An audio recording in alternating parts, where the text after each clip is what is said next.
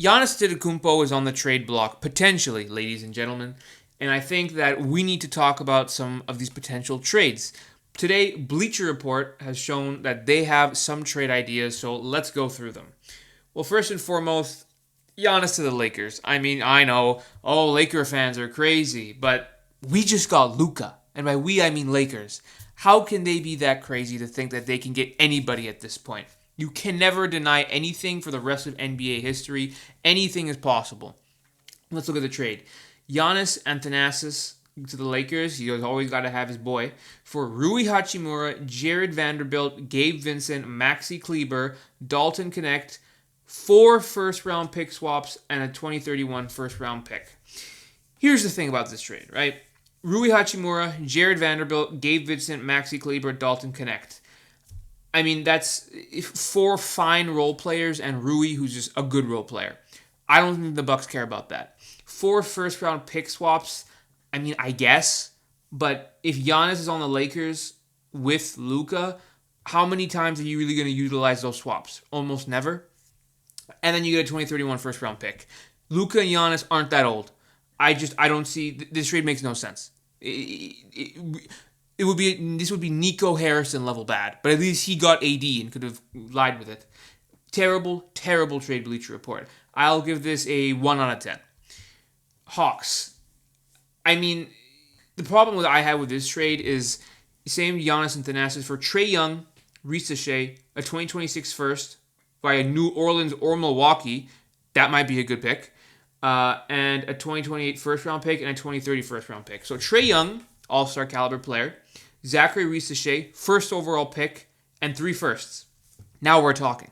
Here's the problem, though. Zachary Reese-Shea is not the same as any other first-round pick. He's had a down year this year. We were hoping the sophomore jump would have been a little bit better. It has not been that. And then Trae Young has just kind of been this guy who... He's a good floor raiser, but I just don't think you can win a championship with him being your best player. I mean, he's been out for a while, and the Hawks look better. Jalen Johnson's looking amazing. If you bring Giannis there, their front court is disgusting, but I just don't know about that guard play. I mean, Dyson Daniels is a nice defender. That's a team of clamps, let me tell you. But the guard play is weak on the Hawks side, but who cares? You still make it work for Giannis. On the Bucks side, I mean... It's better than the last one. 3 first-round picks plus that talent is good. I think this might even be the best one on the list. But I just think that you want a little bit more potential. But it's not that bad of a trade, honestly. I just don't think that the Hawks... I don't think that Giannis wants to be on the Hawks. With the way that team is built, I don't think it's ideal. But Jalen Johnson and Giannis, that's pretty good. And then his preferred landing spot, allegedly, the Knicks. Same, him and his brother, for Karl Anthony Towns, Miles McBride, Pacome Dadier, and 4 first-round picks and 6 second-round picks. Terrible. Absolutely terrible. Here's the problem. Again, first-round pick swaps, who cares? 6 seconds? 0 first-round picks. Okay, so just a bunch of riffraff. Miles McBride, who actually really cares that much? Pacome Dadier, I don't even know if he's saying his name. If I am, I apologize if I'm saying it wrong. Doesn't matter. Cat. So it's essentially Cat, 4 first-round pick swaps, 6 seconds.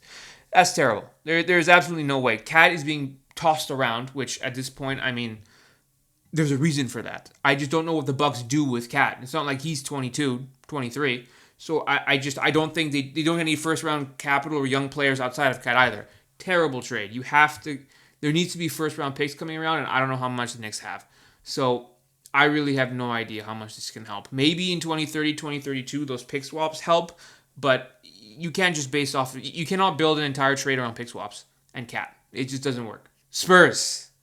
Now, selfishly, this is the one I want to see, because let me tell you something. Giannis and Wemby, I don't think a bucket will ever be scored in the paint.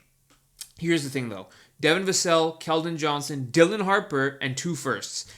That's a nice future trade, because 2 firsts... I like that. 2 firsts on the Spurs with Giannis and Wemby. They're not going to be that valuable, but 2 firsts are 2 firsts, and it's 2032. That's 7 years away. You don't know what the hell's going to happen then, right? And then ultimately, Dylan Harper alongside that, who is the number 2 pick. That's amazing. Or the number 3 pick, whichever. And then Here's the thing, though. Devin Vassell and Keldon Johnson, you kind of have to throw them in. I saw some trades with Harrison Barnes as the money matcher, so I think Keldon Johnson is better, but that's kind of a moot point. Devin Vassell is a nice piece. Starter, potentially. Backcourt maybe, or bench maybe. But Dylan Harper and 2 firsts, it's not bad. This is like Hawks level. I don't mind this one. I think the Bucks are going to be pushing for Dylan Harper and Stephon Castle. I don't know if the Spurs want to give that, because I'll be honest with this, right? De'Aaron Fox, Giannis, and Wemby is a disgusting talent of trio, but how good is that shooting realistically? I don't think it's that great. That's why I like having Stephon Castle, who granted he's more of an athletic guy, but I see his potential spacing to be a bit better than those 3. And then this last one, Trailblazers, what is this? Giannis does not want to be on the Trailblazers.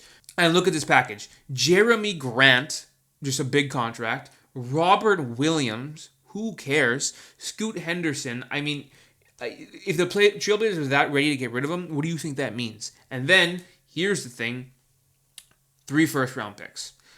Key thing is via Milwaukee. This is a big deal because they get their own picks back. That is the only thing giving anything of merit, because now that the Bucks can actually tank and have their own picks, which is what is pretty good. However, I would argue that if you're trading Giannis for 1 first-round pick and just dating back to square one with your own picks back, I don't think that's that great. I would take the Spurs trade. I would take the Hawks trade over this one. And I don't think Giannis has any indication or any reason to go to the Trailblazers. I mean, what? Him, Denny Avdija, Shaedon Sharpe, is that the team I'm supposed to get excited about? Donovan Clingan? I don't think so. I don't think he has any interest of going to the Blazers. I know Drew Holiday's there. That's all fine and dandy, but I don't think so. Ultimately, I don't know if there's another smokescreen by Giannis, but here's what I do know. If this trade happens, it's a big deal, but it is going to be very hard to properly get the value you can, because it's hard to determine the leverage. I don't think this is a De'Aaron Fox situation where De'Aaron just said, yeah, I'm gone. So that you have to get pennies on the dollar. But I do think that whatever Giannis goes for, it's one of those, it's impossible to get fair value when you're a top 3 player in the league. Ultimately, it's either going to be a wild overpay or underpay. And based on these trades, I mean, Bleacher Report has a lot of underpays. But anyway, thanks for watching, and I'll see you guys next time.